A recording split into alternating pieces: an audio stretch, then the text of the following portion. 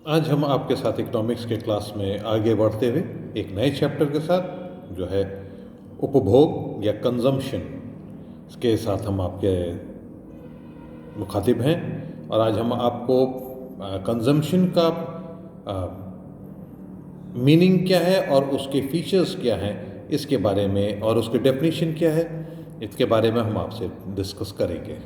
Consumption, हम एक साधारण भाषा की अगर बातचीत करें, एक नॉर्मल कंडीशन में अगर हम बातचीत करें, तो कंजम्पशन एक वो प्रक्रिया है जिसके अंतर्गत हम अपनी आवश्यकताओं की पूर्ति करते हैं, और उस आवश्यकताओं की पूर्ति करने से जो हमें संतुष्टि प्राप्त होती है वही कंजम्पशन है, उसको उपभोग कहते हैं।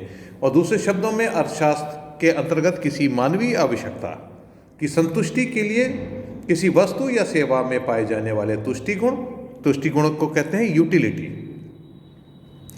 का प्रत्यक्ष उपयोग या उपभोग कहा जाता है। मतलब कि किसी भी चीज़ की इस रीति से उपयोग करें कि किसी भी वस्तु या सेवा का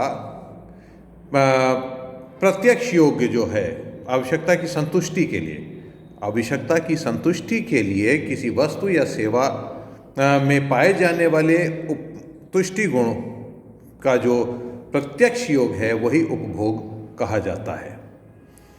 इसके अगर हम डेफिनेशन की बात करें, नंबर 1 है आवश्यकताओं की प्रत्येक संतुष्टि के लिए आर्थिक वस्तुओं तथा सेवाओं का प्रयोग ही उपभोग है।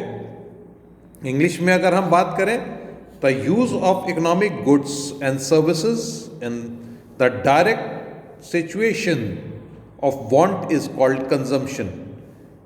ये जो परिभाषा है ये प्रोफेसर माइकल के द्वारा दी गई। उसके बाद प्रोफेसर माइकल के बाद मेयर्स के विचार के अनुसार या अकॉर्डिंग टू मेयर्स, आवश्यकताओं की संतुष्टि हेतु सेवाओं तथा वस्तुओं का प्रत्यक्ष तथा अंतिम प्रयोग ही उपभोग कहलाता है। Consumption is the direct use of goods and services in the satisfaction of human wants. ये मेयर्स के अनुसार था। बसु के अनुसार, बसु के शब्दों में आर्थिक तुष्टि गुण का प्रयोग ही उपभोग है।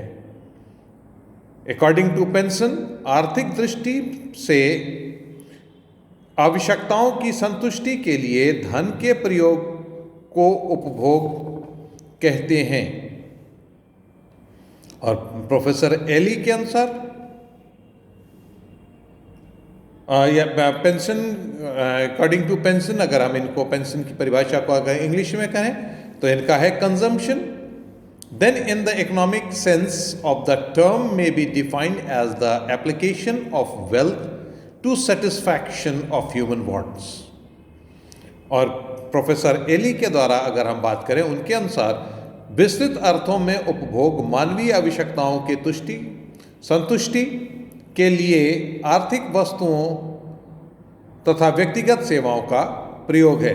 इंग्लिश में अगर हम बात करें, according to Ely, consumption in its broader sense means the use of economic goods and personal services in the satisfaction of human wants। अभी आपने आपको मीनिंग बताई, उसके बाद अब आपको डेफिनेशन बताएं। नाउ फीचर ऑफ कंजम्पशन या उपभोग के लक्षण। उक्त परिभाषाओं में जो अभी हमने आपको बताई हैं, उन परिभाषाओं से उपभोग के निम्नलिखित लक्षण प्रकट होते हैं। नंबर 1, आवश्यकताओं की संतुष्टि, सेटिस्फैक्शन ऑफ वांट्स। किसी वस्तु या सेवा के उपभोग से मनुष्य की आवश्यकताओं की संतुष्टि होती है। उपभोग का अर्थ तुष्टि गुण को नष्ट करना नहीं, अर्थात यदि दूध पिए जाने से पहले बिखर जाए अथवा कमीज पहनने से पहले ही जल जाए तो वह उपयोग नहीं हुआ। अतः उपभोग तब होता है जब किसी मानवीय आवश्यकता की संतुष्टि होती है। यानी कि अगर इसके अगर करके आवश्यकताओं की संतुष्टि की बात करें, बात करते हैं हम सेटिस्फैक्शन ऑफ वांट्स, तो अगर हम कोई वस्तु हमारे पास है या हमारे को कोई सेवा लेनी है, वो उपभोग, उसका उपभोग अगर हम कहते हैं कि हमने उसका उपभोग कंज्यूम किया उसको, तो वो तब होता है जब हमारी आवश्यकताएं संतुष्ट होती हैं। अब सपोज करिए कि हमारे पास दूध, एक गिलास दूध है और हमने उसको पिया नहीं और वो गिर गया, या फिर हमारे पास कोई भी ऐसी चीज़ है जिसको कि हमने अपने पर्सनल यूज़ के लिए ना हुई और वो खो गई, वो कंजम्पशन में नहीं आता, क्योंकि उससे हमारा वांट की सेटिस्फैक्शन नहीं हुआ। अनटिल और अनलेस जब तक हमारे वांट्स फुलफिल नहीं होते हैं, वो हमारा मतलब कि सेटिस्फाई हमको नहीं करते हैं, तब तक हम उसको कंजम्पशन में नहीं लेते हैं। तो आवश्यकताओं की संतुष्टि, सेटिस्फैक्शन ऑफ वांट होना अनिवार्य है। ये सबसे पहला, consumption means satisfaction of want. दूसरा, आवश्यकताओं की प्रत्यक्ष संतुष्टि। सेवाओं तथा वस्तुओं के उपभोग से मानवीय आवश्यकताओं की संतुष्टि प्रत्यक्ष रूप से होती है। जैसे रोटी मनुष्य की भूख को प्रत्यक्ष रूप से तृप्त करती है, किंतु कोयला केवल प्रत्यक्ष रूप से भूख को तृप्त नहीं करता, बल्कि पहले कोयले से रोटी पकाई जाती है, फिर भूख मिटाई जाती है। अर्थशास्त्र में कोयले का इस प्रकार से उपयोग उपभोग नहीं कहलाएगा, वरन ऐसा प्रयोग उत्पादन प्रक्रिया का अंग होगा। मेरे ख्याल से ये चीज़ आपके समझ में आ ही गई होगी, लेकिन फिर भी हम आपको समझाते हैं कि आवश्यकता की direct satisfaction of want. It is very simple to explain it, that whenever you are going to use or you are going to consume any goods or services, direct satisfaction of want is must. If it is not, then it is not a consumption. For example, if you are eating any food, directly it is going to be fulfill your hunger. Directly it will fulfill your hunger. If it is not, then it is not a consumption. Whenever you are going to cook that food on coal or any other thing, gas stove and something else, then it is not the consumption, it is the only cooking process. After cooking process has been completed, you are going to eat that food to fulfill your want of hunger. As you are going to fulfill your want of hunger, then that food is going to be consumed by you. You are not going to eat that gas stove or coal and whatever it is. Is it clear?